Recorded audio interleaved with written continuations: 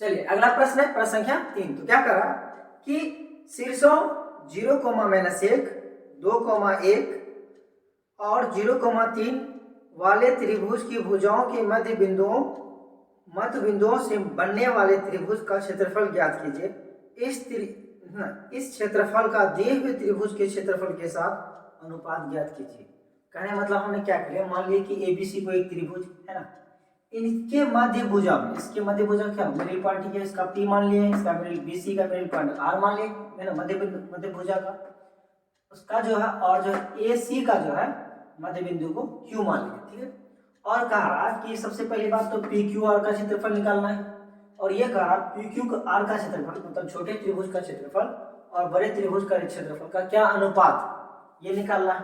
तो सबसे पहली बात क्या है, तो हमको पी क्यू आर का क्या चाहिए, निर्देशांक चाहिए कि नहीं चाहिए।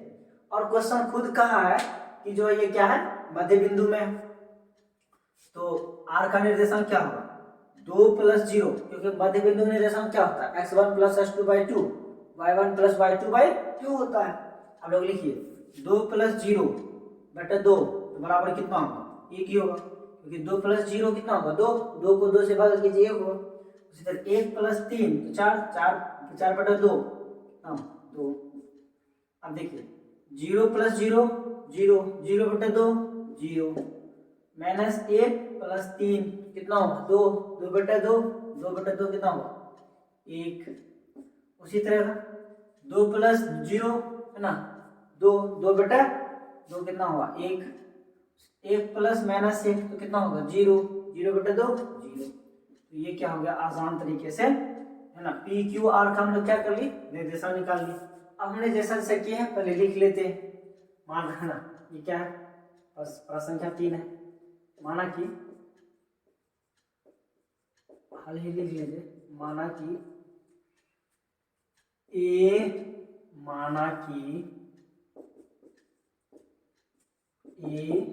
बी सी त्रिभुज के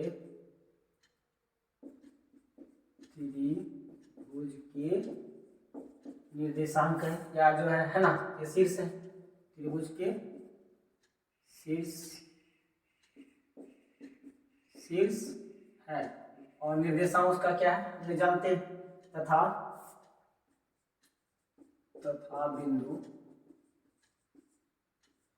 बिंदु P है ना बिंदु P किसका रेखा AB का है ना, बिंदु P रेखा AB का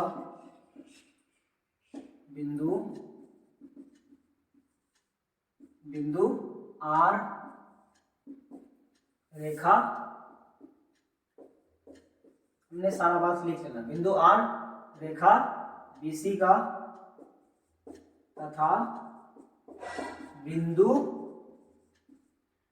उसके बाद क्या बचा पी क्यू आर है ना क्यू बचा, बिंदु Q रेखा AC का है ना मध्य बिंदु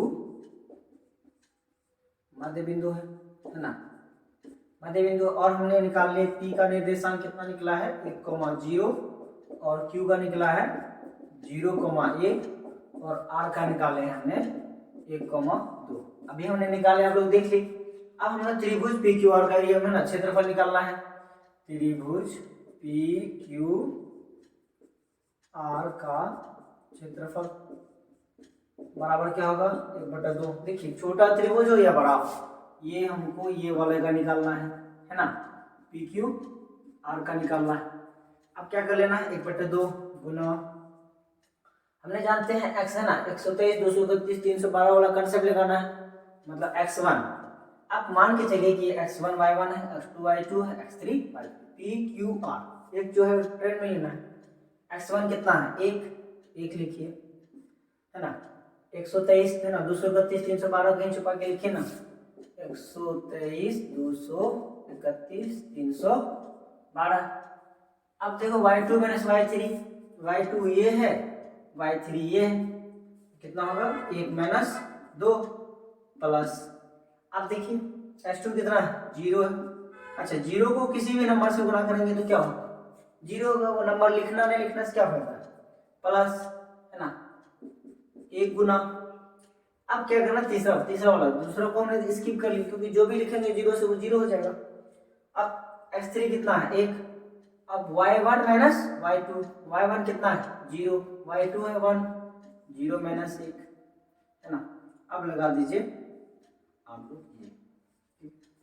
अब बराबर क्या करना है 1/2। अब देखिए 1 में से -2 सब्ट्रैक्ट होगा तो बराबर बचेगा कितना -1। अच्छा 1 गुना -1 उसी तरह ये क्या हो जाएगा, ये तो 0 ही होगा। उसी तरह 0 -1 कितना होगा -1 गुना 1 -1।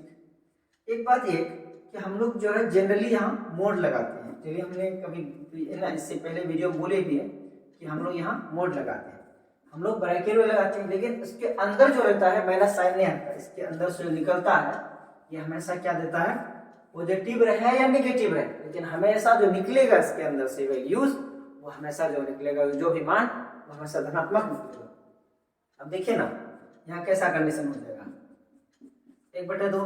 अब देखिए -1 तो 0 तो कोई बात ही नहीं, 0 लेना नहीं लेना इसके बाद -1 -2। अब -2 से गुना कीजिएगा तो एरिया क्या होगा नेगेटिव। किसी भी चीज का क्षेत्रफल जो है नेगेटिव नहीं होता, ऋणात्मक नहीं होता है, ये बात ध्यान रखिएगा। चाहे तो 0 होगा चाहे कुछ होगा, लेकिन जो है नेगेटिव में नहीं होगा, ऋणात्मक नहीं होता। अब 2 गुना 2 लिखेंगे, 2 गुना 2 बराबर क्या होगा 1। अब वर्ग है, एरिया कुछ हो वही वर्ग मात्रा होगा, 1 वर्ग मात्रा लिख दीजिए या इकाई लिख दीजिए, ये हो गया छुटका का एरिया। अब क्या करना है, कंपेयर करना है। कंपेयर करने के लिए तो बड़ा का भी चाहिए ना, है ना, तो हम लोग क्या कर लेना है,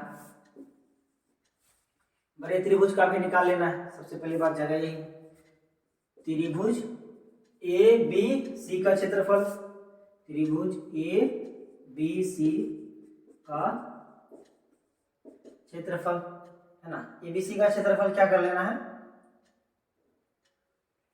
हाँ देखिए यहाँ x1 y1 x2 y2 x3 y3 हम लोग ले लीजिए। अब देखिए x1 क्या है 0 है, फिर भी ले लीजिए, दिमाग लगाइए कि x1 0 है तो उसके साथ कोई भी वैल्यू रखेंगे तो क्या होगा 0 हो जाएगा। हम लोग ले लीजिए 1/2। अब हमेशा ध्यान रखना हो सकता है कि अब हम लोग बराबर ब्रैकेट नहीं देंगे, डायरेक्ट हम लोग क्या दे देंगे, मोड दे देंगे, इसको मॉड्यूलस कहते हैं। 0 गुना 123 y2 है ना, या इसके लिए y2 ये हो गया, y2 माइनस y3 मतलब 1 माइनस 3 प्लस x2 ये हो गया 2 है ना। अब y3 ये है माइनस y1 ये हो गया 3। अच्छा माइनस तो ये पहले से माइनस गुना माइनस ये प्लस हो जाएगा, चलिए प्लस, फिर यहाँ क्या हो गया x3 0 हो गया। अब देखिए x1 है ना, x1 कितना है, सॉरी x1 बोलते हैं, y1 तो -1 है, -1 वह है ना, y2 कितना है -1 तो हो गया ये वाला कंसेप्ट आपका क्लियर। अब देखिए तो आप लोग 0 गुना आम आलू अचार बराबर 0, इसमें भी वही हाल हो जाएगा, -2 गुना 0 0 बचेगा कितना 3 + 1 4, 4 दूनी 8 तो बराबर होगा 2 गुना 8, 2 चौके 8 तो इसका जो हो गया 4 वर्ग मात्रक। अब क्या कहा कि छोटे त्रिभुज और बड़े त्रिभुज का है ना, अब क्षेत्रफल का अनुपात ज्ञात कीजिए है ना, तो हम लोग लिखेंगे त्रिभुज क्या PQR का क्षेत्रफल बटा त्रिभुज है ना ABC का क्षेत्रफल, ABC का क्षेत्रफल। त्रिभुज PQR का कितना निकला है 1 निकला है, आप लोग देख लीजिए है ना, त्रिभुज PQR का ये त्रिभुज ABC निकला है 1 निकला है, और इसका कितना निकला है 4, तो अनुपात कितना निकला 1:4। इस तरह से आप लोग समझे, पहले दोनों का निकालना पड़ेगा है ना, ये किसका निकाले हम लोग ABC है ना, ये पूरा हॉल का निकाल लिए। इस तरह से क्या कर लेते हैं हम लोग निकालते हैं। एरिया वाला कंसेप्ट आप लोग याद रखिए है ना। फिर आप लोगों से मिलते हैं नेक्स्ट वीडियो में क्वेश्चन नंबर 4 के साथ। Thank you for watching.